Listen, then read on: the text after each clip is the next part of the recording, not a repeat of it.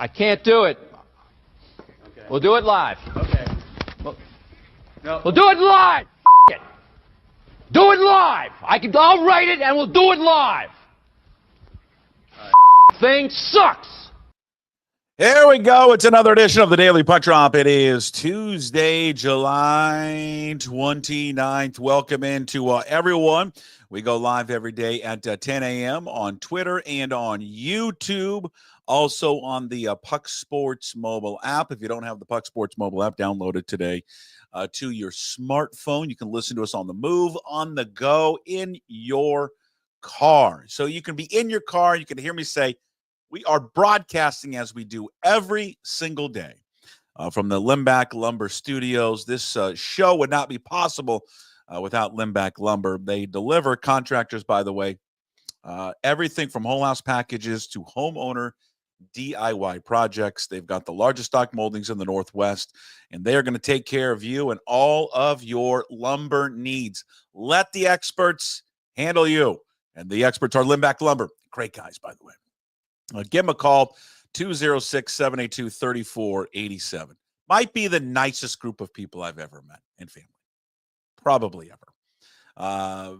Give them also, if you just want to reach them online, limbachlumber.com. Follow me on the just always positive social media channels, Puck Sports on Twitter, Instagram, and Blue Sky, Puck_sports on TikTok.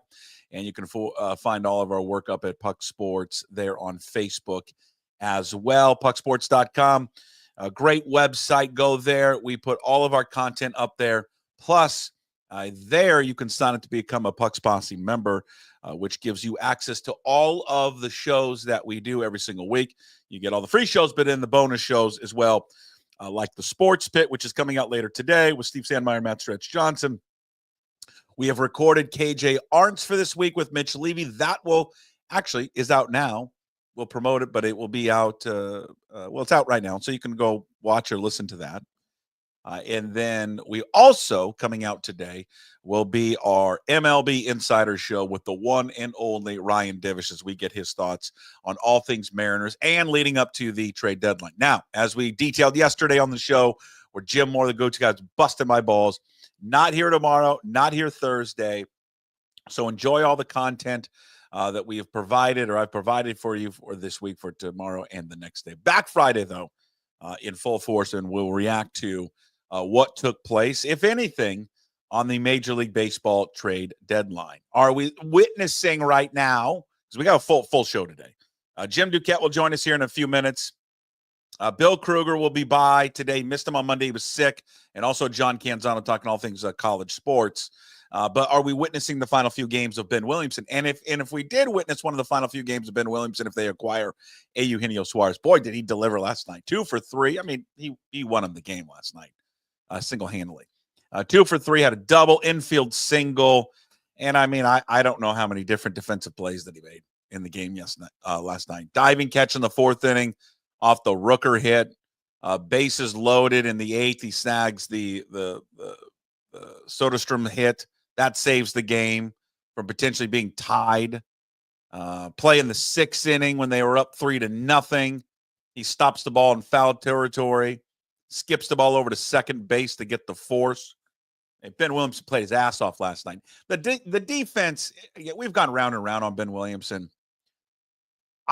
Here's the only thing I don't quite get about the Williamson discourse.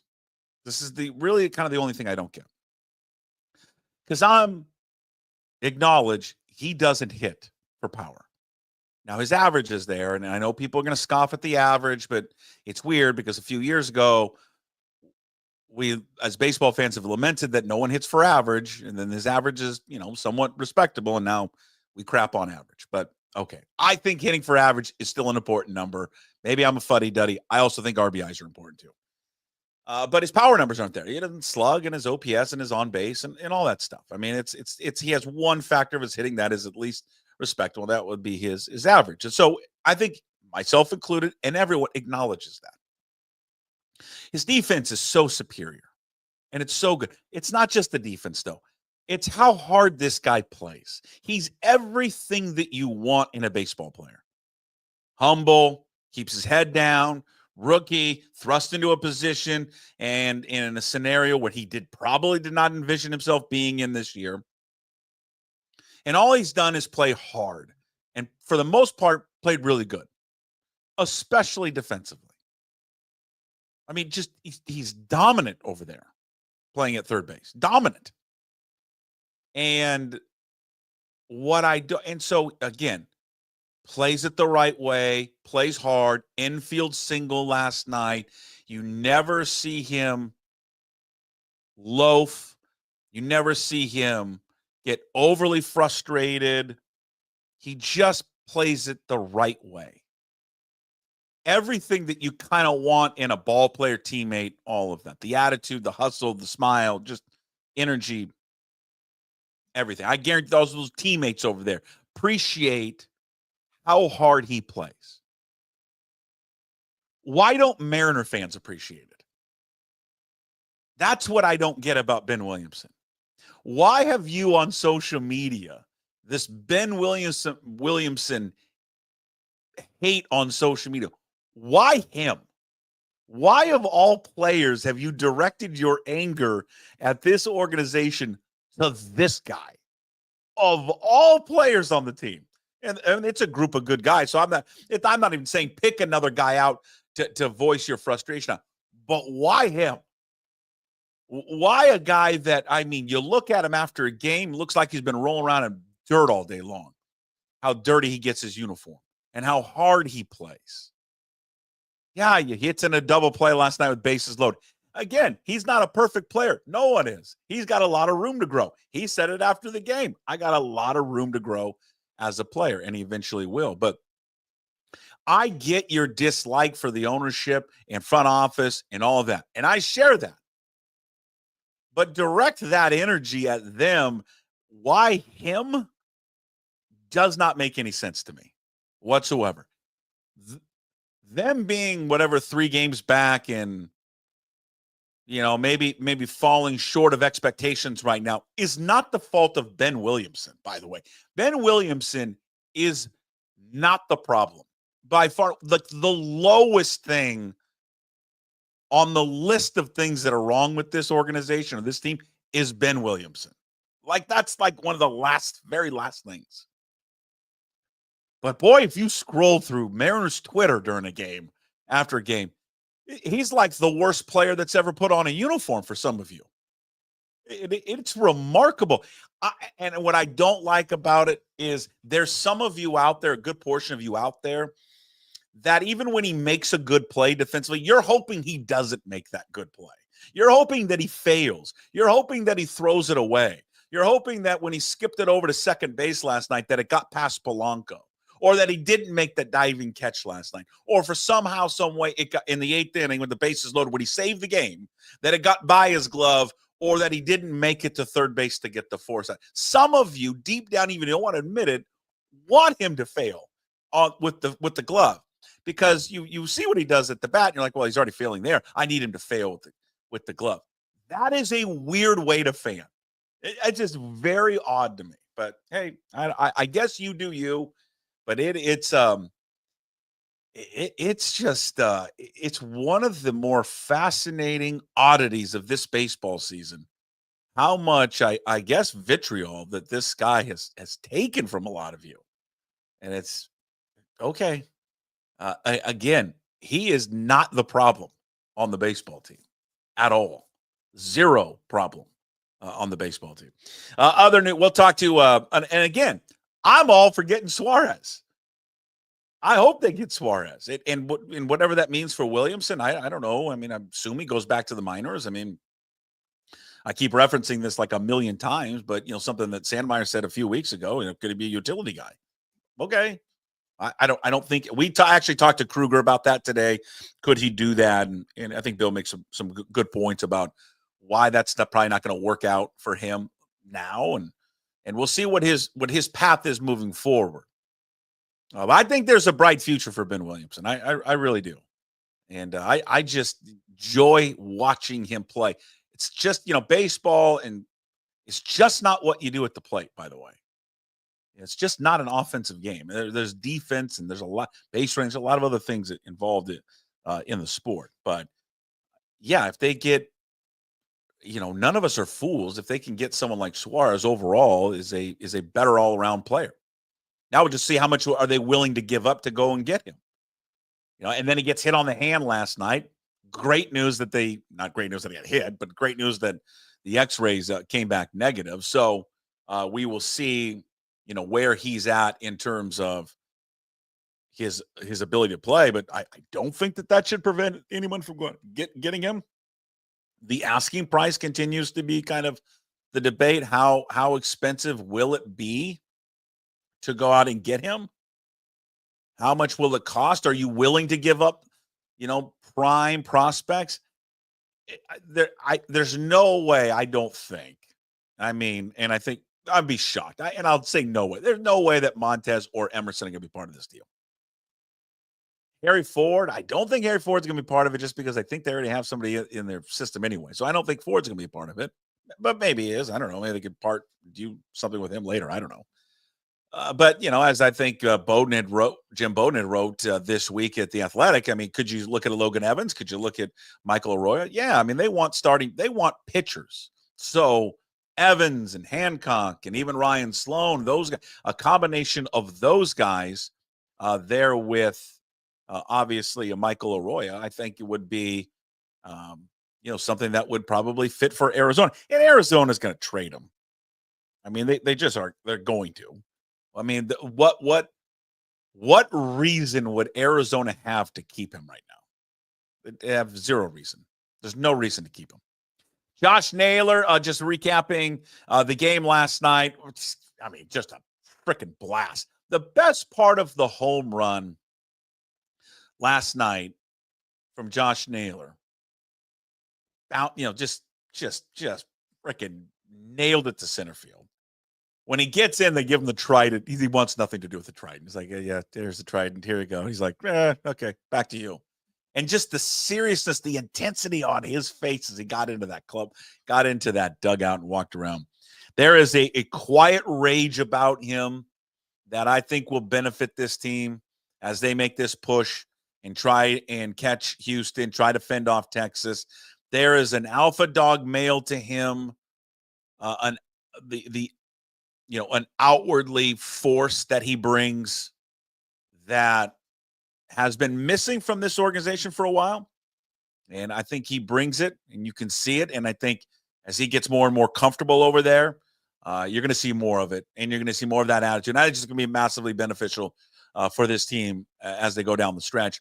And again, we talked a lot about his defense, from afar. If you look at his stats and how he's rated, and Duquette and I were talking not on the air, but off the air, just like he's not regarded as a good defensive baseman, first baseman over there. And all of his numbers would point that out. But God, since he's been over there, and I'm sure something's going to happen here tonight or tomorrow where he's going to make, some error or mistake or whatever. He's been fine over there. He's been more than fine. He looked good. I had a play yesterday where he stretched out. Made a great defensive play to avoid the base runner up the first baseline. So that was a great sign there from Naylor. And then how about the speed and athleticism? I think they had the note. The Mariners had the note. He's the first Mariner in the first 4 games to steal 4, to have 4 stolen bases. And you look at the guy. He should have been thrown out yesterday on that one, but the first baseman threw it away. But he's kind of a heads-up base runner. Like, he's smart out there. And for us plus-size guys, it's good to see someone like him succeed, all right? It really is. And then so they get the win last night. Houston goes down. Texas goes down. So, again, the gaining ground right now are the Mariners in the standings and have positioned themselves right now, depending on what happens here in the next 48 hours or so. And if they can get Suarez for whatever it is, whatever the package is going to be, it obviously will make this team a much, much stronger. And again, it just brings not only just what we've always talked about with him, the play on the field, how good he is at third base, by the way. He's a very good third baseman. And then offensively, what he could provide in that lineup as well, but also the attitude and the good vibes. And as someone and a guy that no matter where he goes, has always been one of those guys, like every single Stop. All right. Let's get more on baseball and more on the Mariners. He's our GM. It's Jim Duquette. He joins us every single week. And, of course, you can watch or you can follow Jim, I should say, on social media at Jim Duquette GM. MLB Network Radio, Sirius XM Channel 89. Host daily of the Power Alley. Also, the Front Office Show with Jim Bowden there on Sundays. And you just had Jerry Dipoto on your show on Sunday. I heard a few clips from that talking about where they're going to go. Jim here leading up to the trade deadline, looking for a reliever. But what was some of your takeaways from sitting down with Dipoto on Sunday? I thought, Puck, when we talk about it, I mean, they're still active, as we've talked about. Yeah, we've heard, in on Suarez. I think that is still to be true, although I feel like the asking price is going to be high enough where you have to maybe start to look at, another area. You certainly love the way Naylor swung it there, yesterday. I thought that was a tremendous trade for them, almost a perfect fit, and we've talking about this for how many years now. They need a first baseman with power, and he's a great guy in the clubhouse like Suarez it was for the Mariners and would be. But I think that when you look at this lineup, you add an impactful bat like Naylor, and now you go out and get a reliever. I think that makes sense. An impactful reliever, which I keep hearing them, they're linked to, all of the good relievers out there. To me, that would be a heck of a trade deadline for that front office there, and I'd feel really good about their team. So, and that was one thing. And then the other thing, just asking like him what he thought of this team versus the ones that he's had there as a Mariner, which he said to us, I don't know if you heard that clip, which was, this was his, I think, favorite team because of, the clubhouse chemistry, the coaching staff, which he has, he's obviously hired these coaches. He has it the way he wants it. Like there's a lot of factors that come in with liking a team or not. And it sounded like, he has it the way he wants it. So again, the window now is open. You've got your ownership on board. Let's go, baby. Let's get what you need and finish this thing up. Hey, what is the asking price for Suarez right now? What does Arizona want?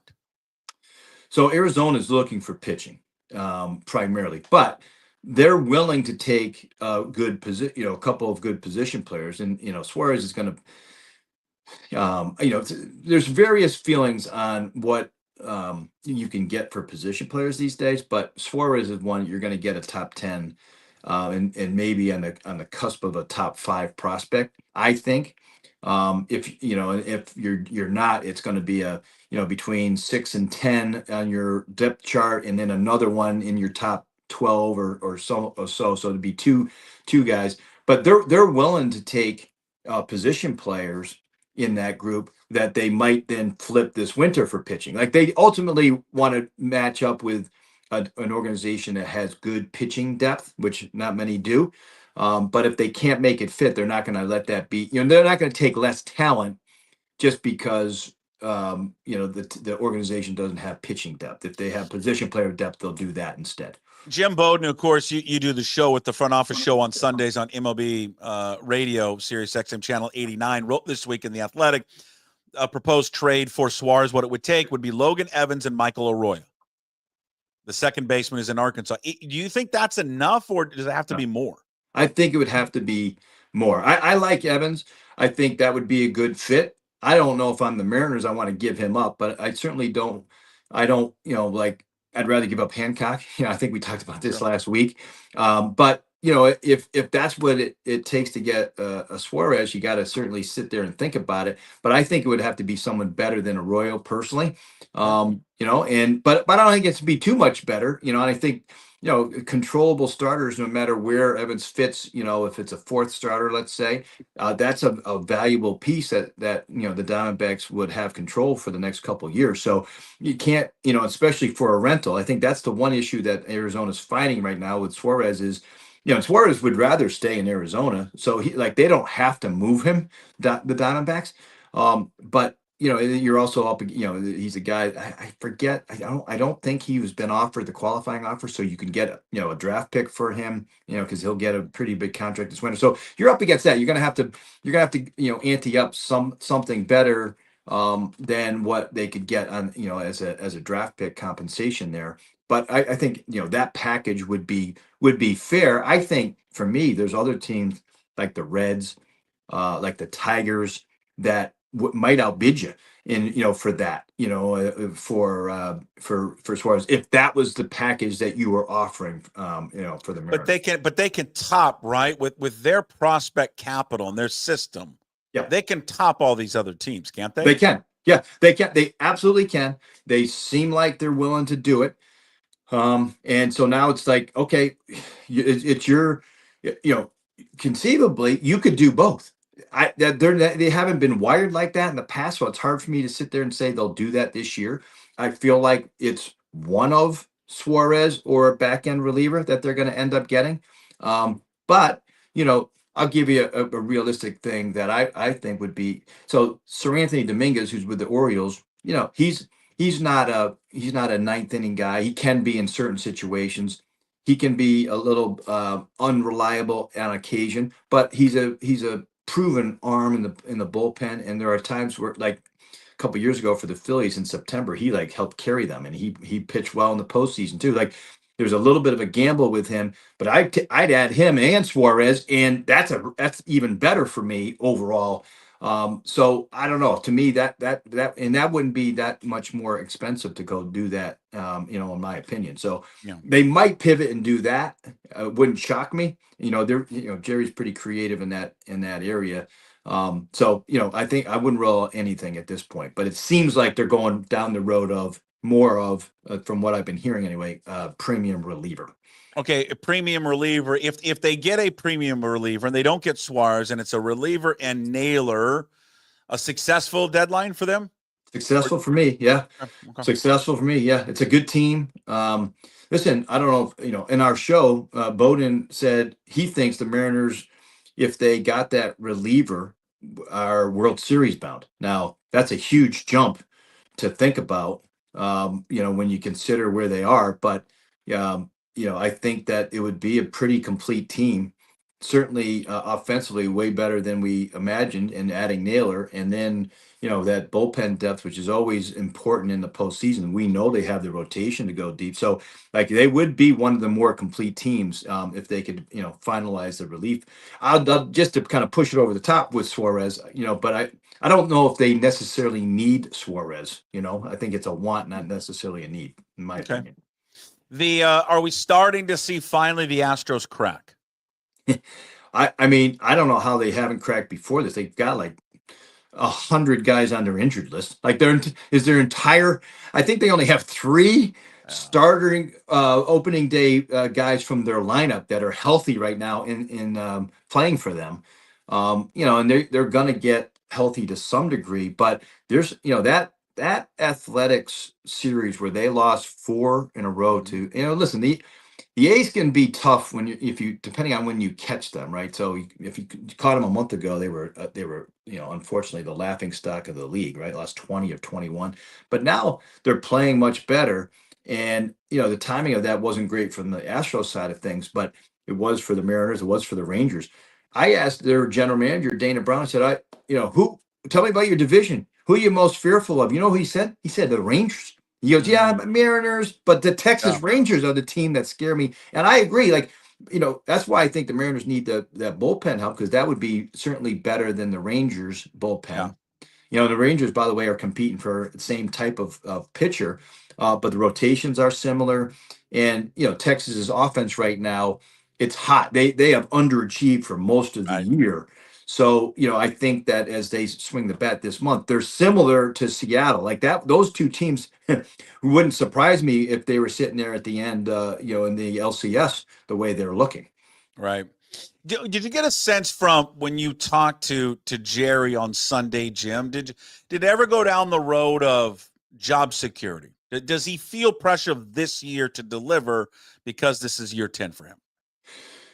We didn't go down that road on this particular interview. We've had that conversation in the past. He says he claims that it doesn't He doesn't pay attention to that. I find it hard to believe. Most guys are paying attention to that, the noise. I think just if you watch Jerry's actions here this year, where he got criticized publicly, a lot, and he's taken a little bit of a step back. Like usually we have him on our show 4 times a year.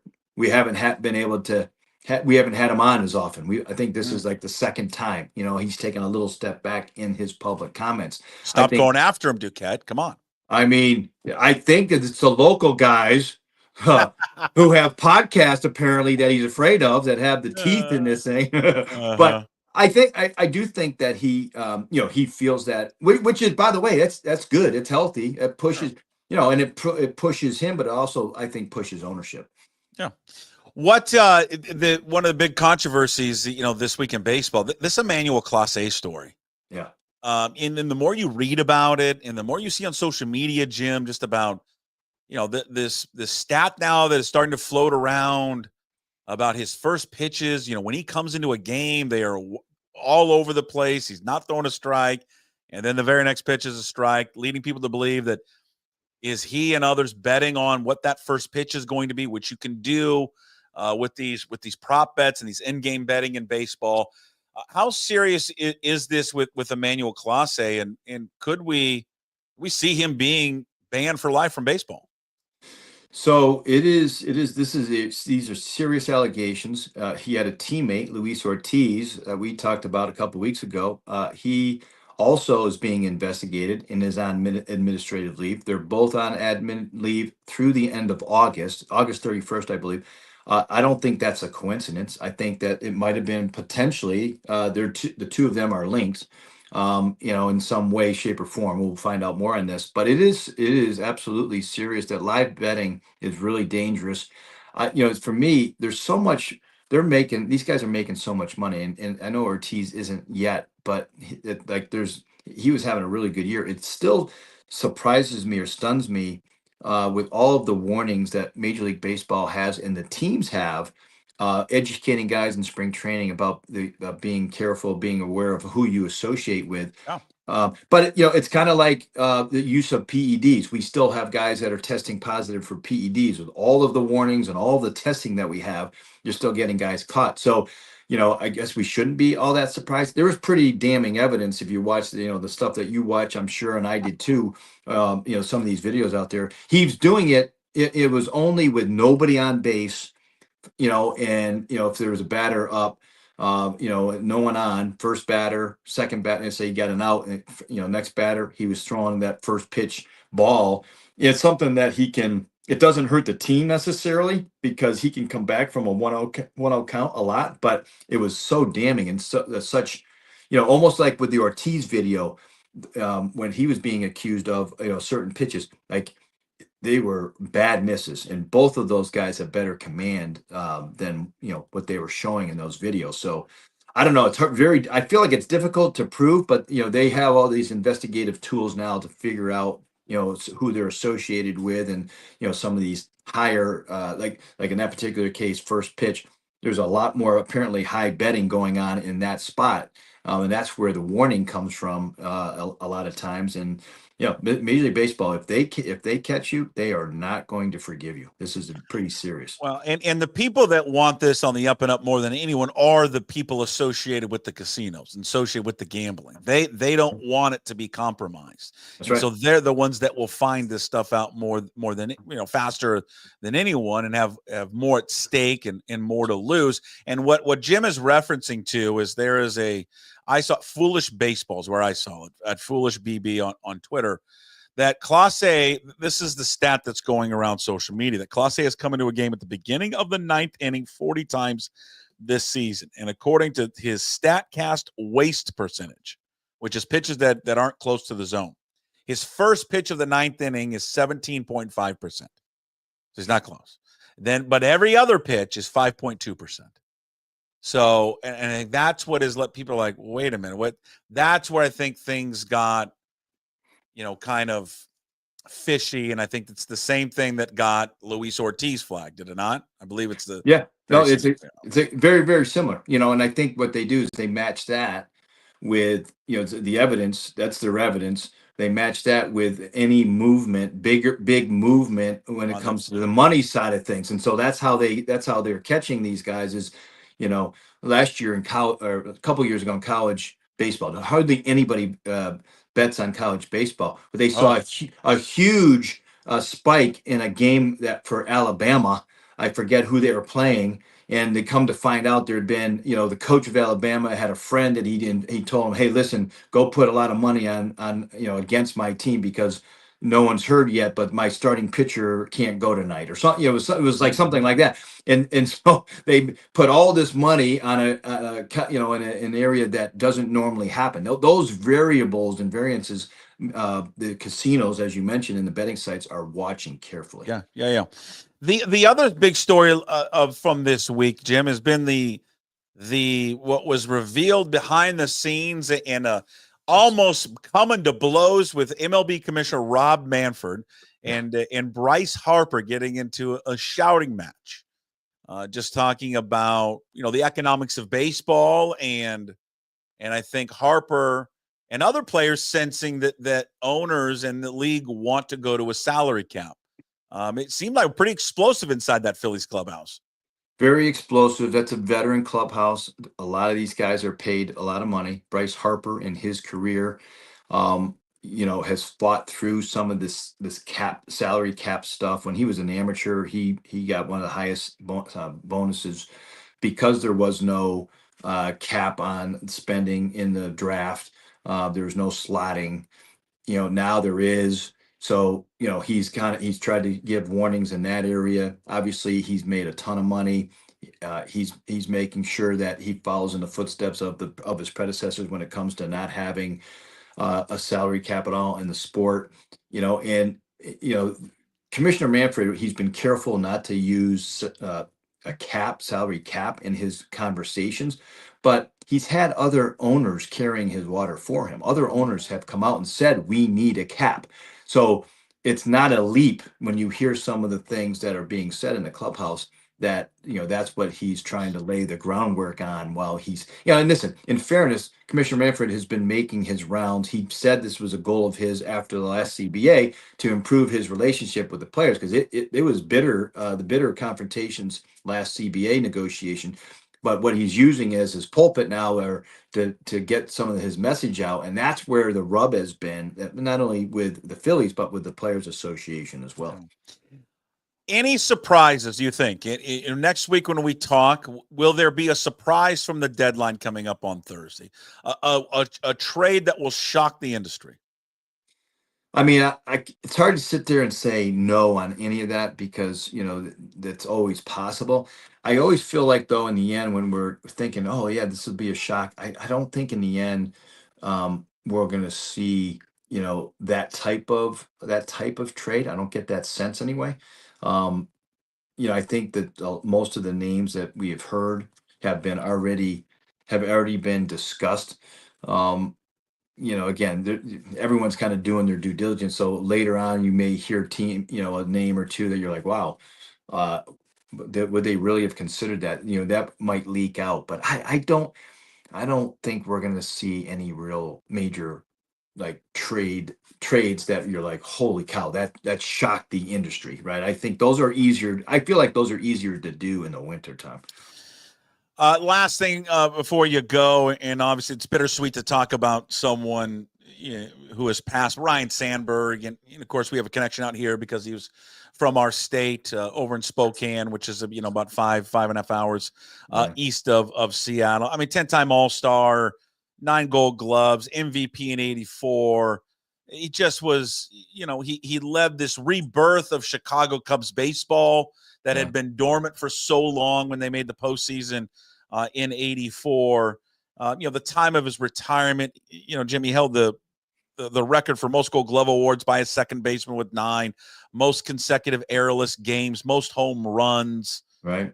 He led the National League in second baseman assists 7 times, fielding percentage. He just was a phenomenal baseball player, and was the perfect player from on and off the field for that city and that team too. I mean, I don't think I can say it any better. I mean, he really redefined that position. When you look at the defense and the power and the hitting tool and all of that, he had leadership ability as well. You know, after he had retired, he gave back to not only the Cubs but to the Phillies where he had come from. You know, I think all of that. I think that really this was a stunning development that had happened. You got obviously because of how young he was, and Yeah. usually prostate cancer is something that is curable if you catch it early enough. So there's a lot of warning signs there for everybody, obviously on for men, and obviously when it comes to the prostate cancer. But that was a tough bit of news there on Sandberg for sure, and obviously everyone's hearts goes out to their families, relatives, and that sort of thing. But he there is no question when you think about second baseman in that era, he was the guy, like Joe Morgan to Ryne Sandberg, basically. What it feels like that, it was like the handing of the torch at that point. Yeah, he was phenomenal, just a phenomenal baseball player in person. All right, we will talk next week, and we'll recap all the trades that were made and not made. All right, looking forward to it. Thanks. Thanks, Jim. There he is, Jim Duquette, MLB Network Radio, with us every single Tuesday. And in case you came into it late, if you're watching or listening to the live show, everything will be podcast up on YouTube and on your favorite podcast platforms. Jim Duquette, again, with us every single Tuesday here on the Daily Puck Drop. You can listen to his show daily, by the way, The Power Alley on MLB Network Radio, Sirius XM Channel 89. Also, Sundays with Jim Bowden, the front office show, which Jerry Dipoto was just on this past Sunday. We played a clip for you yesterday about that, about his appearance on there, and we'll see what they do. Turning their attention, as we have talked about, they've turned their attention to the reliever market, and to see if they can probably find someone there. When they will find someone, just who's it going to be? We've seen some dominoes fall already, and we'll see some more dominoes fall in terms of that regard. But, will they turn their attention to find a bullpen arm, or can they still anticipate a deal which they can get Geno Suarez? And it doesn't sound like that injury is serious, as we mentioned before with Suarez. The x-rays on that negative. And so we'll see what the asking price is going to be for him. Logan Evans, Michael Arroyo, to somehow get him. They want starting pitching, and which most teams want, right? Desirable of starting pitching. And that is a desirable piece there for them and for Arizona. We'll see if the Mariners can pull it off. The Ryne Sandberg story is just so sad, as we kind of wrapped it up there with Jim, and we were going to talk more about that with Hey What the Puck, and just an unbelievable resume that Sandberg had. And on this week's KJ Arns, Mitch and I, we talk about Sandberg, and it's out now. And if you want to watch and listen to the whole thing, sign up to be a Puck's Posse member at pucksports.com. But, when he burst on to the scene in 84, 84 is kind of like my first like sports memories are kind of right in 84, 83 a little bit. Like I remember the Seahawks going down and playing Miami and all that stuff, and the upset down there, and then playing in the AFC Championship game. Vaguely, I don't remember too much about it. 84, I remember a lot of 80. Well, that's 84, right? I remember a lot of 84, and that's kind of when a lot of memories start flooding in from sports. And I just remember Ryne Sandberg. Ryne Sandberg was like was at that time one of the biggest names in baseball, how he splashed onto the scene, in that rookie season for him.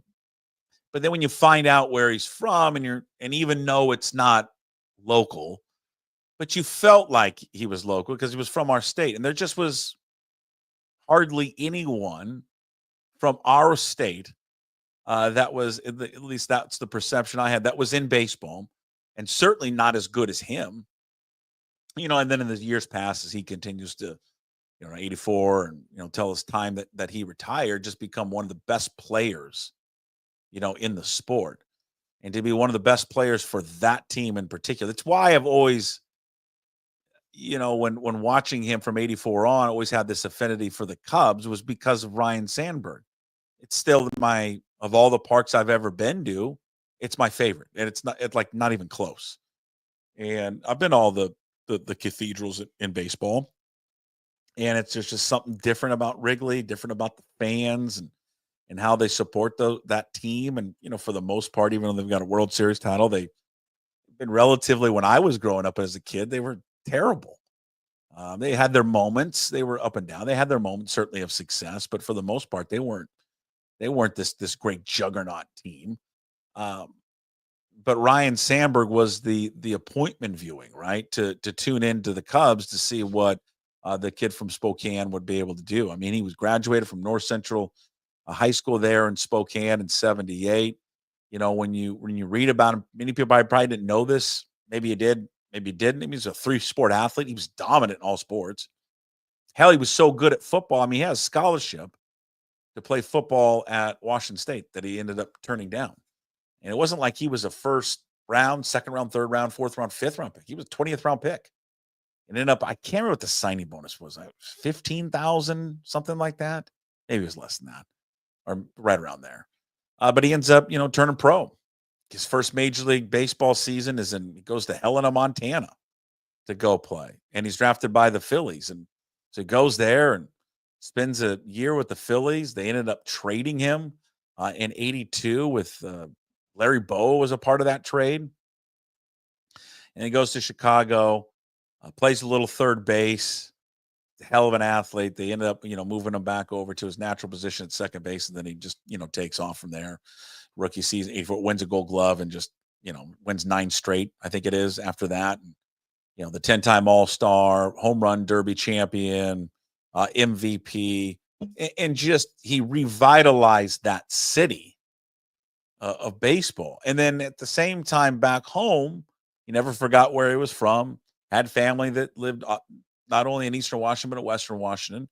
And he just always kind of paid back to the Pacific Northwest. And it was like we were lending him there to the Midwest. He was quiet, just old school of how he approached things. And as Duquette said there, he was something new over there at second base with all that power that he had. That year that he won the National League MVP, I mean, he hit .314.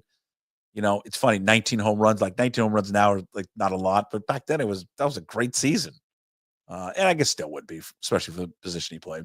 I had 84 ribbies, 32 steals, 19 triples, scored 114 runs. Just was what you want always, just this all-around great baseball player.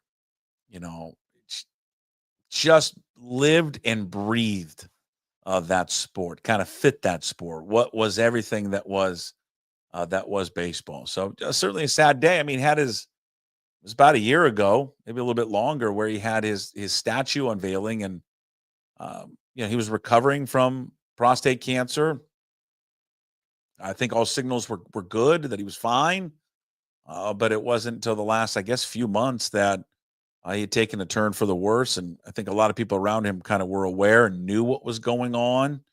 And I don't know if the Hall of Fame, my sense is the Hall of Fame had a sense of it. They, had a quote from him to start the Hall of Fame ceremonies. They made it a point to acknowledge him. And so maybe they had an idea that his days were numbered, but just a hell of a baseball player was Ryne Sandberg, and just a hell of a person also off the field.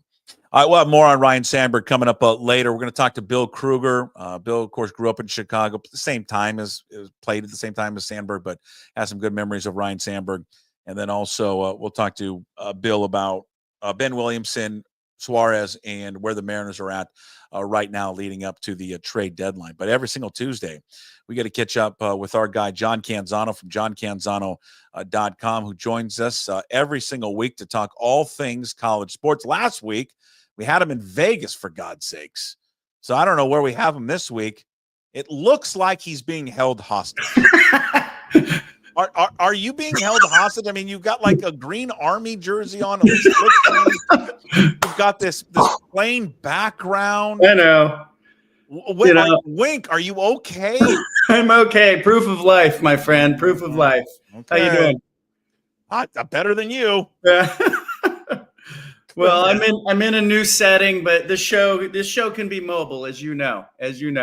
Yeah, it can be. We can move around anywhere we want to be. All right. Well, if you ever have to go, just I don't know, blink 3 times and I'll turn you off and I'll call the authorities. I love it. I do have a backdrop, but you're good. I figured I'd just go. Let's get maybe this is open for sponsorship. I mean, could be. One of your sponsors wants to put a logo here. Come on. Sure. Yes. If you'd like to sponsor John Canzano, and we'll splash on the background, hit us up. Yeah. I'll take any money. I'll tell you that. Yeah. Saudi money. Yes. In. Would it be better if I was backed into a corner? Like, could I do that? Does that create a little bit of more of a, yes.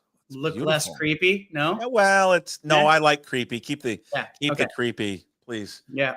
All right. You're in Vegas.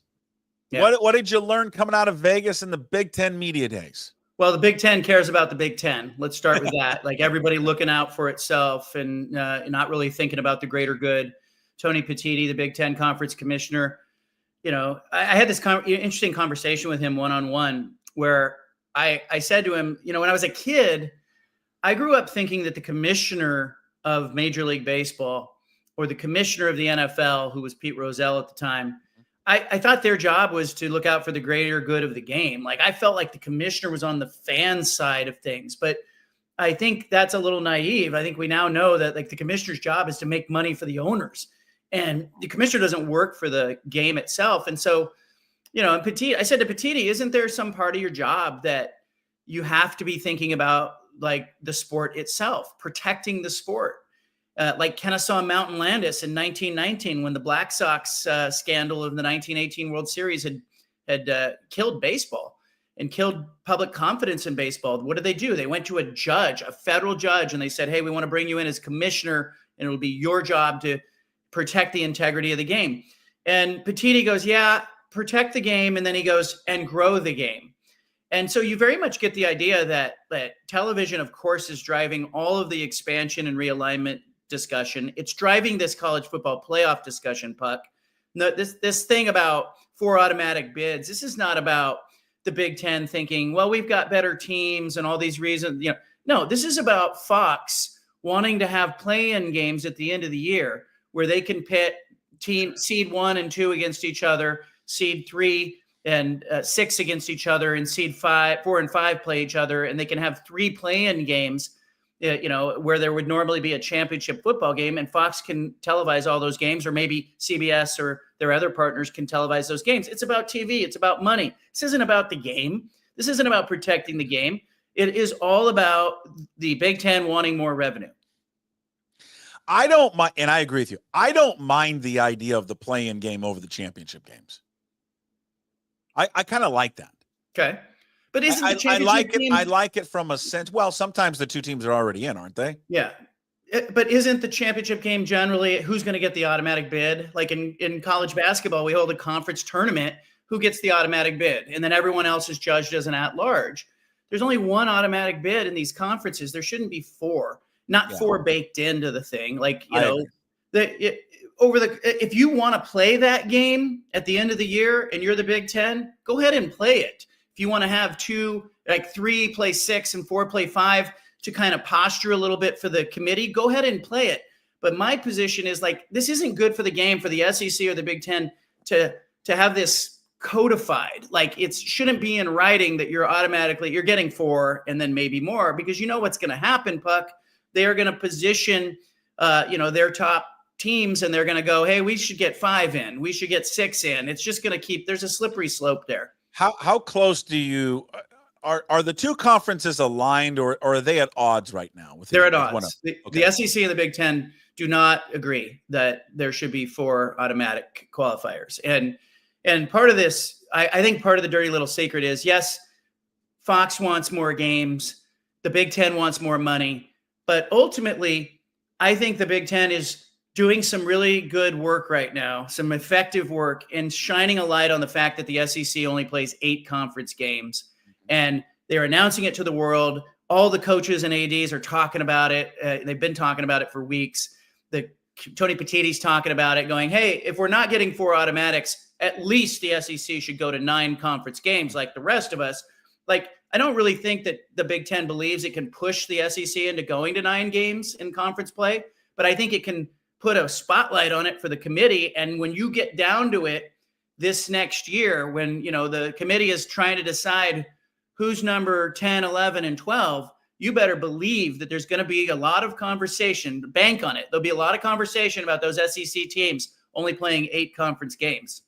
What was I'm curious, because he was on the other side of this, right? He was with a school that was on the outside looking in, and a conference that was battling to survive itself. Of course, we're talking about Pat Chun. He leaves Washington State now. That, of course, the new AD at Washington. What's his now? Now he's in a conference that's more secure and looking ahead to the future, part of this Big Ten machine now. What was his perspective on all this and where college football is headed? Well, there's complete alignment with the Big Ten ADs on wanting 4 automatic bids. They have huddled up in rooms. They've been given talking points. The coaches and the ADs, Puck, it's like you could read from a script. Like they are spouting the narrative that Tony Petitti and their consulting firms have given them to try to get what they want to get in the end. They have alignment on this. Like, give them that. They're meeting weekly, Puck. They're having weekly propaganda meetings to talk about what they want to say publicly. So that was evident to me at Media Day. It was the same message coming from, 18 directions. And so, but the other thing that Chun said that I thought was interesting is he said, we need to do some soul searching as a sport. And I thought that was a moment where Pat Chun, who, knows what he came from in the Pac-12, knows the plight of Washington State better than anybody. Now he's sitting on the other side of the table. I think he was in that moment being real about like, hey, we can't even figure out when the transfer portal window is supposed to be, why do we have this December window that happens during the season? Like, your postseason is starting and you've got players going, I'm getting into the portal. And so, he talked about doing away with that window, but I think there was a larger message there from Chun, who has to know in his heart, even though he can't say it, he has to know it was wrong with what happened to the Pac-12. It was wrong what happened to Washington State and Oregon State. And I think Tony Petitti has that sense of right and wrong as well. He's the son of a New York City police officer, for crying out loud. And Greg Sankey knows better too. These guys know better, but the problem is they are turning and they're going, well, who are my bosses? My bosses are not the fans. My bosses are, the greater good. Like, it doesn't matter. What matters is what I'm doing for my school and my conference. So ultimately, Chun will pivot back into what's right for Washington. But I think he knows in his heart, Puck, he lived it. He knows there's a reason he left Washington State for Washington. It's because that was a better job, and he knows what a disadvantage Washington State was at. There's been some talk. I want to get into how many sports that the new look Pac-12 is going to play. Expansion, though, do you think where they're at right now, do they need more, or are they in a good place right now where they're at with football? They're going to tell you they're in a good place, and that is their leverage position. Hey, we're in a good place. The pressure's off. We don't have to add anybody. They're NCAA compliant. They've got 8 full-time members plus Gonzaga. They're in a good spot. Ideally, though, the ADs in the conference want another football school. They want another football playing member or 2. It could help them, to go to at least 8 conference games, and then maybe a 9th. But they're not falling all over themselves just to take anybody at this point. And I think that's a good negotiating stance. And then from a basketball standpoint, you want 10, and they're sitting at 9. And so there's a real question here. I think St. Mary's particularly is sitting on the sideline, and they've been sitting very patiently waiting. Like, could they come in as a basketball only? Could they come in all sports? Because they've got a baseball team that certainly the Pac-12 would be interested in. What is St. Mary's? Could they just come in on a temporary basis? Like, there's some question there about what St. Mary's could do. Grand Canyon's sitting out there from a basketball standpoint. I mean, you know what they'll do? They'll jump. The good opportunity. We don't even need to play a game. We'll jump here. They've jumped 2 conferences without playing a game. And so those 2 schools are sitting there from a basketball standpoint. You also have the idea of Memphis as a football-only member, UConn as a football-only member. University of Texas, San Antonio, or Rice as football-only members. But they have time here, Puck, and July is coming and going here. And I think now the next kind of timeline I'm looking towards kind of Labor Day weekend in September. And I do believe that, there'll be some clarity there on basketball and football only kind of in that time frame. But the pressure is off them right now. But I still think internally they're going, hey, it would be great to get one more, because otherwise, from a football standpoint, you got every conference member going out and having to buy an extra non-conference game. And that's going to be a $500,000 to $700,000 proposition for most schools, unless they say, hey, we're going to double up and play a home and home like Washington State and Oregon State are doing this year. Then I don't think they ideally want to do that. So I still think they're in the market for a football-only member, and then maybe a basketball move. But they're not going to overpay. I don't think they have to. But Memphis certainly going to the Big 12 and throwing themselves at the Big 12 and getting turned down had to increase the Pac-12's leverage with both Memphis and UNLV, because UNLV was also I think sitting on the sideline hoping for the Big 12 to invite them in. Clearly, the Big 12 has no appetite for further expansion right now. Okay. What about the announcement that the Pac-12 is expected to carry 18 sports, 8 there in men and 10 for women? Were there any surprises? What stood out to you about that announcement? Few things. No men's soccer, first of all, and that's big for Oregon State. They've been, they've had a team that played in the College Cup just a couple seasons ago. It doesn't mean they're going to drop soccer. It just means that if Oregon State men's soccer wants to play, they're either going to have to join this national movement. There's been some talk about soccer splitting away, like we all hope football would do. Mm-hmm. Does soccer split away and do its own thing? Then Oregon State's fine.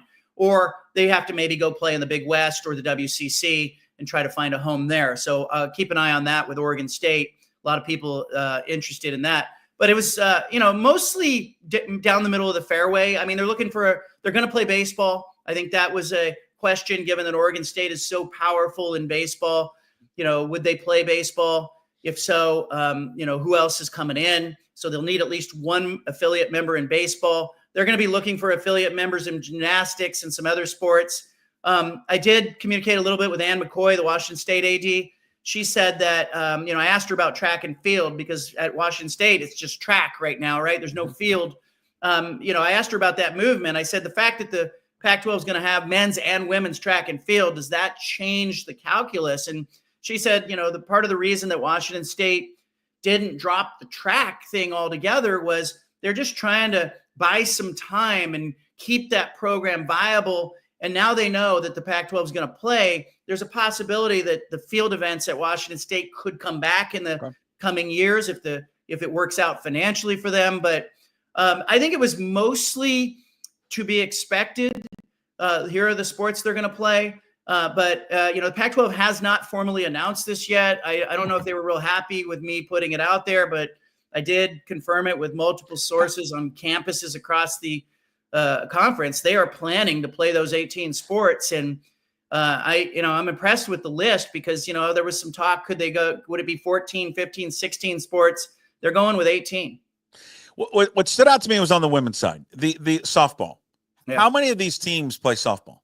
Off the top of my head, I didn't know, but there was enough that they had enough to form the conference. Are schools that don't have it going to add it? That's the first thing I thought, or no? Like Washington State doesn't have it. Would they consider adding it? I think they would consider it, and I don't have that confirmed, but I think they would consider it, because there are a couple of sports in there like softball where you've got a little bit of television interest there. Yes. And I think that, again, let's come back to what's driving all of these discussions. The Pac-12 is not immune to this.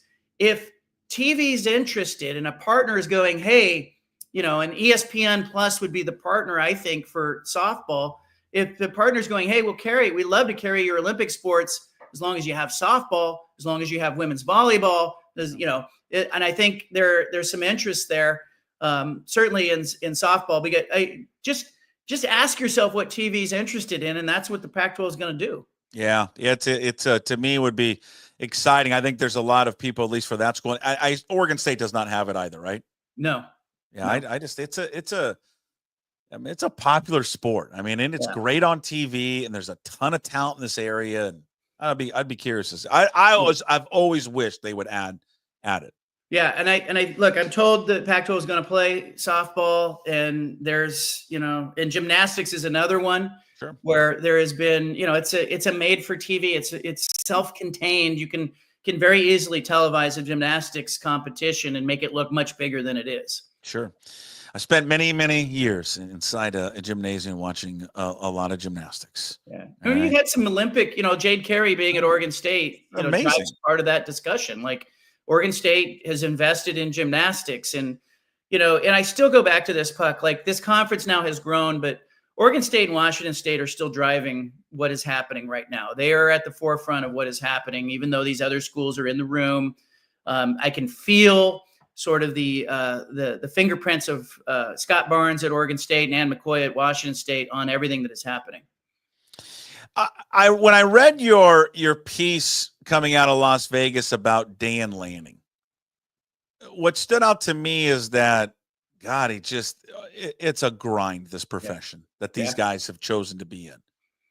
And it frankly doesn't seem fun. I don't know. I mean, the quote, he gave you a quote. He said, there's no balance in this profession. There certainly isn't a 6-week window where you can say, oh, I'm going to go take a break for a while. Yeah. And it doesn't, I mean, I know they're paid a lot of money and it's fun and it's football and it's not like a real job. He's not sitting behind a desk. You're not selling insurance, but man, it does rob you from a lot of stuff in life, this path they've chosen. Yeah. And I think, again, he's making $11 million. Yeah. So, let's start with that. But it's not the same job that it was 7 years ago, 10 years ago, 15 years ago. Rich Brooks was at Oregon. He was the head coach for 18 seasons. Mike Bellotti followed him, lasted 14 seasons. Then it was Chip Kelly for 4. Then it was Mark Helfrich for 4. Then it was Willie Taggart for 1. And then it was Mario Cristobal. Then it was Dan Lanning. Like, they have just cycled through coaches. And I don't think we're going to see coaches who stay in one place for a decade, 15 years anymore. I think that's done. And part of it is the calendar. There is no calendar. This is not the NFL where where free agency begins and ends. There are 2 portal windows. You're constantly recruiting your own roster. The job used to be recruiting, developing, dealing with the media, dealing with some boosters, coaching football games, take some time off, reset. There's no reset anymore. And I noticed that with Lanning in each of the last 3 seasons, the off seasons. I noticed subtle changes in Lanning and sort of how he approached his relationship with the media, his obligations, the recruiting. I just looked at him and, I kind of, as I talked with him, looked at his eyes, looked at the fact, like, look, he gained a little weight this off season. And I started wondering kind of about the work-life balance that these coaches are challenged with. David Shaw at Stanford ran for the hills when he saw what was happening in college football. Chris Peterson burned out, ran for the hills. These guys went, no, thanks. Nick Saban, who has some energy left. Obviously, he's not sitting on a beach. He's doing a bunch of media. Nick Saban went, no, thanks. Don't like the NIL thing. Don't like unrestricted free agency year round. And so the game has changed to the point where I think the good college coaches who have options are going to be looking over at the NFL like never before and going, hey, is that a better life? Chip Kelly knows. Is that a better life over there? Because at least I have a calendar over there. At least I don't have to recruit my own roster. I got a GM who's going to do all that signing stuff. I'm just going to be able to coach and manage. And so I look at a guy like Dan Lanning, and look, I'm not worried that Lanning's going to face plant because I think he's figuring it out. Yeah. But I said to him, I had texted him and he didn't reply like a few weeks ago, which was unusual for him. And I said to him, hey, I texted you, and I saw the look on his face, Puck. He didn't know I had texted him. Like, it wasn't that he ignored me. He had this like, oh, what did you send me? And I suddenly realized in that moment, he's probably got more than one phone. He's probably got a phone that's dedicated to recruiting. He's got another phone that was his old phone. He may have a phone that's dedicated to his family. Like, this guy may be walking around with 3 mobile devices, right? So he pulls his phone out of his pocket and he shows me he's got 709 unread text messages. He's got 3 missed calls in the time we were sitting down. Again, he's making $11 million. Wow. But I'm looking at these coaches and I'm going, this is a grind. This is a burnout. These guys are not going to make it. Like, and he and his wife, Sophia, have said they want their 3 sons to graduate from the same high school. Like they had 7 different addresses in 11 years while these kids were growing up. They want the kids to go to the same high school, and the kids are 11, 14, and 15. And so I'm really thinking like he ideally wants to get these kids through high school together, one school, whatever. But if the NFL calls for Dan Lanning in 2 or 3 years, I don't think anybody's going to blame him. And I think we all understand if this game doesn't change, if college football doesn't establish a calendar and say, hey, you can't just jump around and go to like 4 schools in 5 years. If there's no structure to the off season, I think we're going to see coaches like Dan Lanning who go, no, thanks, I'm going to go to the NFL, or they're just going to cash out like David Shaw and Chris Peterson and go, hey, I'll go do something else. Yeah, I agree. Yeah, it's probably the path that most of them are going to take. Yeah. Be safe. I hope you make it out. I hope you survive whatever the torture you're going through right now in the, the safe house, wherever you're at. Yeah. I didn't know you're going to write something so controversial. So I have to every once in a while, you got to lay low. Yeah, everything you got to lay low. All right, enjoy your week, and we'll see you next week. Thanks, Buck. There he is, John Canzano.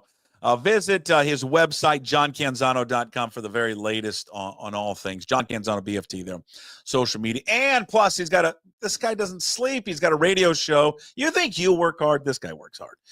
Bald-Faced Truth down there in Portland, 7:50 the game from 3 to 6 every single day. All right, we missed him yesterday. He was on the IL, sick. We got him on today. We did about 15 minutes this morning with Bill Krueger. Wanted to get him on for the trade deadline, his thoughts on Suarez, what that means for Ben Williamson, and just right now, overall, where the Mariners are at. If you don't know, Bill, now the host of the Old School podcast, which you can find on many podcast platforms, all of them, by the way. Also, you can find him on social media at @oldschool_MLB. Here he is, William Krueger. Better late than never. Bill Krueger, Old School Baseball, host of the Old School Baseball podcast, @oldschool_MLB on social media. Bill Krueger, we missed him on Monday. You were on the IL, sir, but you're off the IL because you're a gamer and you're back with us. Yeah, there's none of that 10-day, 2-week stuff with us, Puck. We're that tough broadcasting stock, right? Yes. Well, excited to have you on. We got listen, by next week, we're going to know if the Mariners made any more deals, any more moves. Yeah. And obviously the big one is out there in Eugenio Suarez. And boy, did they get a scare on Monday night with him getting hit on the wrist, on the hand. X-rays were negative, Bill. I watched him in the clubhouse. He seemed concerned that it could be a few days or maybe more than that. But God, I hope this doesn't put a wrench in that of trying to acquire him. Well, as long as the X-rays are negative, maybe depends on. I don't think it changes anything. I think there's still the suitors out there that are hot to trot with him. The price is going to be the price, and I think it's a game of chicken. You got a few clubs that are pointing their headlights at each other, and who's going to flinch first, right? So I would imagine the Mariners are in that chicken fight right now. Who's going to flinch? I mean, they obviously have set the price pretty high. He's a rental, but a pretty nice rental. I mean, a guy that's at the top of the league in homers and RBIs and, plays some third base, got good leadership skills. He'd fit, obviously, in a few places besides T-Mobile Park. That's for sure. Now, the Yankees are out of it because they went and made their deal for Ryan McMahon. They made their deal early. Probably a softer price, but McMahon is a good player and playing in a bad market. I think he kind of flew under the radar, not a high batting average, but a guy that's left-hand hitter. Left-hand hitter, that's a big deal in that ballpark. The more that the Yankees understand left-hand hitting and left-hand pitching in that park, the better their club is going to be. So I thought that was a pretty shrewd move on their part. How aggressive do you think the Mariners should be with Suarez? I mean, is there a point where they're too aggressive with the offer they give him? It's really hard to say because the thing I like about Naylor, obviously they didn't give up the farm for Naylor, and Naylor's a good fit, and they have no first baseman coming. They'd have to go to the market and find one because unless you're gonna roll Roddy Tellez back out there. Luke Raley, honestly, he's a fourth outfielder. He's an outfielder. He's not an infielder. And Lockhart didn't show me enough bat speed and really enough ability at first base. So they don't have anybody there. So I'm thinking they're going to be negotiating with Naylor to sign him to some kind of deal to keep him around. That's my guess. Now the question becomes, would you think the same way about Geno Suarez? Well, the price for Geno Suarez's services going forward are going to be a lot higher. It's going to cost more to get him. It's going to cost more to retain him, right? And so those are interesting questions, and that has to weigh in on anybody that's thinking about what the price is going to be. I mean, it's certainly not going to be a Colt Emerson kind of deal. Is it a Harry Ford kind of deal? I mean, if you were to ask me, would I trade Harry Ford for Geno Suarez? That's a great question, right? Because he's a really good player. Harry Ford's a good player, but he has no future here. He can't play the corner outfielder. He's not going anywhere. He's not going to catch. You got the guy that's hitting 40 some odd home runs and eating nails for breakfast. He's going to be there for a while, Mr. Cal Raleigh. So Harry Ford is expendable. Now the question is, at what price? So the people have speculated. Jim Bowden, of course, does a bunch of different stuff and writes for The Athletic. And said a proposed deal would be Michael. I don't know if you've seen him play, but I know you've heard of Michael Arroyo, the second baseman with Arkansas. Arroyo and Logan Evans, because Arizona is desirable of starting pitching. Oh, okay. So Logan Evans' name has been mentioned. Emerson Hancock, even Ryan Sloan's name has been thrown out there. The young, huge, right-hander down in the system, but an Evans Arroyo package for Suarez, and maybe that's not even enough. I'm just saying that's what's been thrown out there. It's reasonable. I mean, I like Evans. Evans is he's got good makeup. He wants to get better. He learns. He repeats. He got a certain style of pitcher that he is right now. I like him. So I'd hate to have to give him up. Now Arroyo, I don't know him as a player. I mean, obvious for me. And you know where I come from because I'm old school baseball, right? That every prospect is a suspect because that's how big leaguers, when they get to the big leagues, look at those players because they've had to go through the scrutiny to get there. And once you get there, you got to be able to play. And then you become a player. Until then, you're a suspect. Baseball covets these guys like they're walking on water. Everybody throws 100. Everybody hits it over the tower. Tower power. 100 miles an hour. That's what Baseball America. That's what they all look like. But they all look like that when I see them in the big leagues. They don't all look like that. So I'm suspect. Okay. So I'm more apt to trade a prospect for someone I know. I take the bird in the hand. So if that's the deal, I'd be more like hesitant about Logan Evans. But if push comes to shove and you have a chance to, the landscape is open. Right now, Houston is struggling. I mean, eventually you have to say, Uncle, you take away their whole offense. Eventually, they can't score. Sure. When Paredes went down, they're like, we got no scoring ability. Pena was out. I don't know if he's back now. Alvarez, when the hell is he coming back? They had Bregman leave. They had Tucker leave. Then Paredes goes down. Eventually, you can't score. So, I mean, this is a landscape that if the Mariners advantage it right now, they certainly could go and try to win the division. And right. Geno Suarez helps you win the division for sure. It would be, and again, if they do make that move in a week from now, when you and I reconvene, we'll see whether or not they were able to pull off the deal for Suarez. There's the trickle down effect. One, the first person that it involves is Ben Williamson.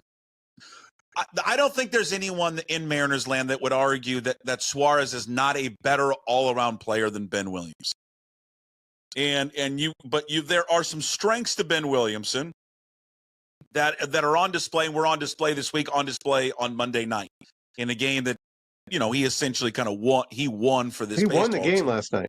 Where does he go? Because to me, he's too valuable of a defender and as a player to just send him back down to the minors. So does he have a role on this team if they acquire someone like Suarez? And what is that role? It's a great question. I mean, Suarez could DH on occasion. I don't see how they can insert Williamson in a place that he could play enough that it would benefit him. He'd be better off going to the minor leagues for a month and then getting recalled. That would be my guess. Could he be a utility player? No, I don't know. I've never seen him. Can he play short and second and first? I have no idea if he can do those things. I mean, that's what Dylan Moore is there for, even though he's not swinging the bat very good. Williamson's the third baseman, and he's showing you that he can win games with his glove. He's a heck of a player. He played some stellar third base last night. He got a couple hits, a double, scored a run. He's doing his part. He's clearly a young man that is going to get better, and eventually he's going to slug enough to make it happen. He's just so young. I mean, he didn't play that long in the minor league, so you have to sort of understand he's learning on the fly. But man, can he play some third base? Just of note, because I wasn't even aware of this until I started looking at him, because it was our dear friend. I want to give him full credit, Steve Sandmeyer, who first brought this up to me. Is why don't just let him be a utility infielder? Be what Dylan Moore is. He played shortstop in college, and he's played a little second base. He's played all the infield except first base, but he's played shortstop. He obviously is majority is at third. He's played second. I mean, you could speak to this better than I can. If he can play shortstop, he's a good enough athlete that I think you can kind of play him anywhere. That's what it appears to me. You're trying to develop into a third baseman. That's the point. The point is you want an everyday third baseman. And you don't know if you're going to be able to retain Geno, or you have the appetite. If you sign Naylor, you may not be able to sign Geno. I don't know what the budget looks like. We have, younger players that are matriculating and getting more money and locking up pitchers. You got to start thinking about that. So there's some stuff to deal with from the Mariners side on salaries for the future. I understand that because we're working with a budget that they've obviously set. And Geno and Naylor might not both fit in. Let's just say you acquired Geno. Mm-hmm. Could you re-sign both of those guys? Would you want us? I would think you'd sign Naylor. It's just, do you want Naylor. Yeah, you'd sign Naylor back because we don't have a first baseman, or they don't have a first baseman. So Williamson's really, I think, in their minds, he's in the plan. He's in the plan for the future. They like him, and there's good reason to like him. The problem has always been the club. You end up having to look at this 1 through 9 lineup, where if you had a little bit more zoom in the middle of the lineup, maybe you can not have to worry so much about Cole Young and Williamson at the bottom. If they can just ham and egg it every once in a while and play good defense, you're developing players and they're playing solid. It works. But when you have to expose the whole lineup and scrutinize the whole lineup about offense, then you end up saying, well, Williamson, yeah, he's got a good glove, but boy, he doesn't slug and he hits 250s, kind of scratches a hit in here or there. It's probably not good enough. But I think you make a march to the promised land, and you can get Geno without selling the farm. You probably do it. Yeah, because this is a good moment, right? It's a big moment for the Mariners to take a run at it. So, and you just in your opinion, they were to acquire Suarez. Williamson's best move at that point would go down to Tacoma, not come up, not be the Dylan Moore, if they were to part from Dylan Moore, and then he would take over that role. Let me just ask you, are they a better team with who's a better player right now, Williamson or Moore? Well, I guess if they were in that you're position. Saying that listen, playing short in the big leagues is a no joke around position. Yeah. You step out there, it's like being the backup quarterback. You go in, you better be able to play. Okay. You better be able to play. This isn't like, hey, I played quarterback in high school, and you're raising your hand in the back of the room. It doesn't work like that, okay, Jason? Williamson, guess what? Everybody played short when they were younger. Yeah, I know, but I'm just saying, but it was college and in some of the minors too. So I mean, I look at him, and he's not a shortstop. Just looking, I mean, could he go over there? I mean, look, the way they shift. I mean, third baseman kind of play short. They kind of do. But that's just a position where you got to have the play. You got to have the play. You don't have to have the exceptional play, but you got to have the play. And there's only one route to the ball. It's a quick decision. It's not knock it down, get your face in dirty, pick it up and throw. That's not shortstop. Shortstop's gifted. Shortstop's finding the right bounce and making every play. That's shortstop. And when it doesn't happen, it becomes a glaring problem. Mm-hmm. So Dylan Moore is not swinging the bat, but he's the guy on the roster that can play short. So he is going to be there.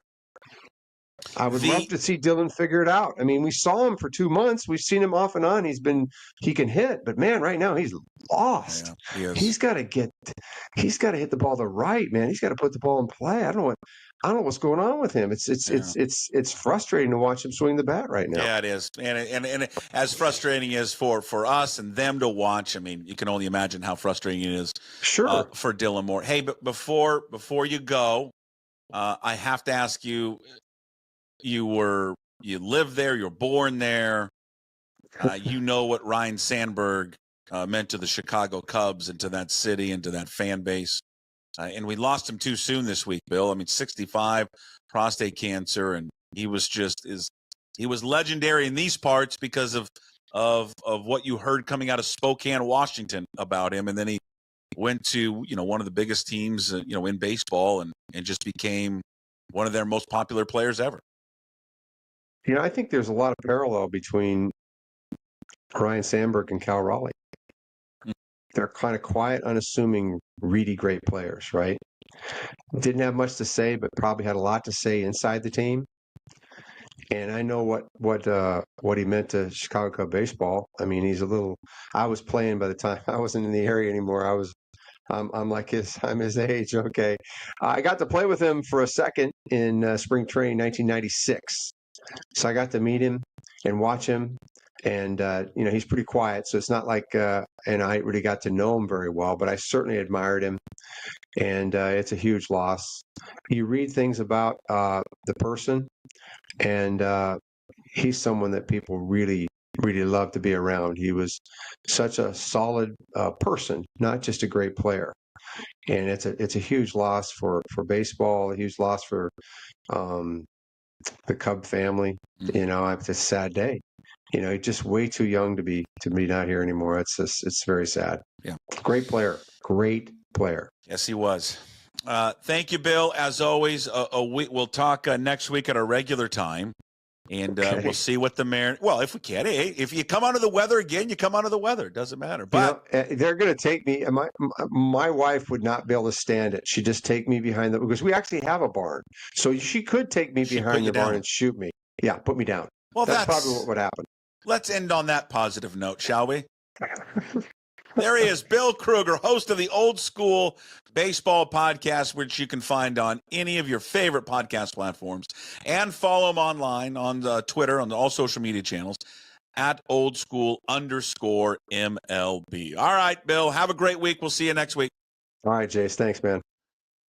There he is, Bill Krueger, with us every single week. Again, normally on Mondays, but as I mentioned there, he was a little under the weather yesterday, so he could not come on. So he joined us today on the program. A little 15 minutes with him, getting you set for the trade deadline coming up on Thursday. Reminder, we're off tomorrow and Thursday. We'll recap everything that happened on Friday, but plenty of baseball content for you leading up into that trade deadline. Just had Jim Duquette on yesterday. You've got Bill Krueger there. We have our MLB Insider show with Ryan Divish coming out later today. Also the Sports Pit coming out later today, in addition to another episode of KJ Arntz with Mitch Levy. See, there's no reason you can't sign up to be a Puck Sponsor member at pucksports.com. $5 a month. Look what we just gave you, like 3 different shows right there. Boom, boom, boom, getting you set for the trade deadline.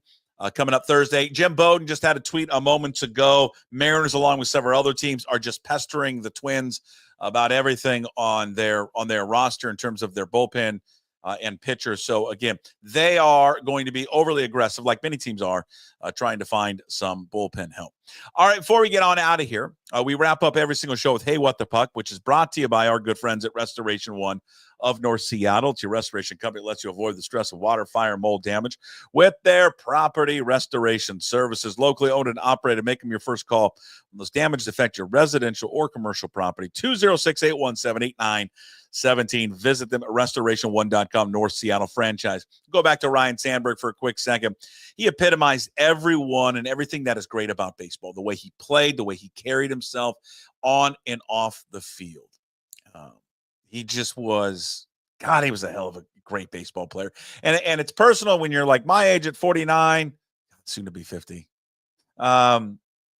you grow up in that time frame, and just one of those earliest memories of, watching sports for me and kind of fall in love with all sports, but, the sport of baseball was Ryne Sandberg, because he felt he was kind of one of your own, right? From this state, legend at North Central there in Spokane. We talked about what a great athlete he was, turning down a scholarship from Washington State to play football there, by the way. Many people thought football was going to be his best sport.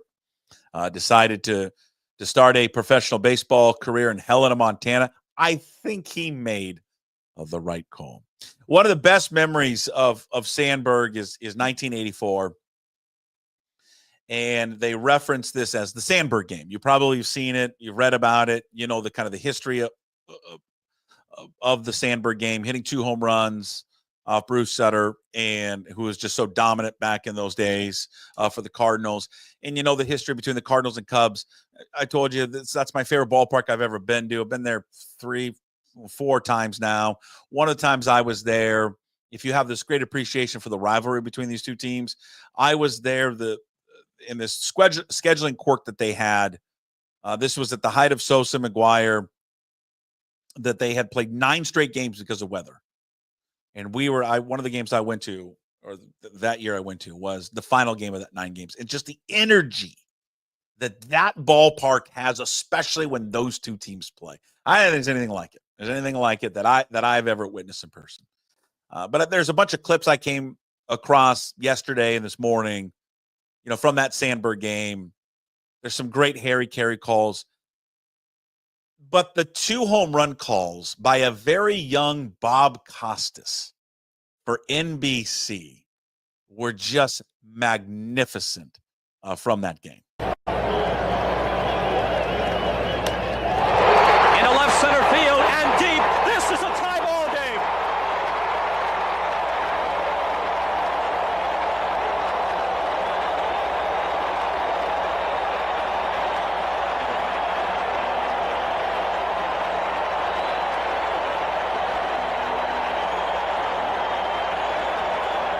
Coordinating producer of baseball, Harry Coyle. 1-1 pitch. He hits it to deep left center. Look out! Do you believe it? It's gone!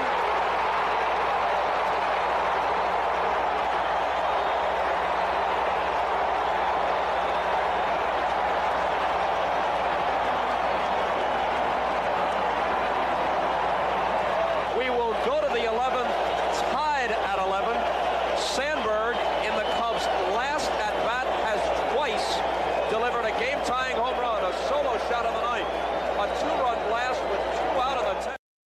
There's so much about that video, the audio, that's perfection. One, it's not only what Sandberg accomplished in those 2 at-bats, last at-bat in both and tying the game.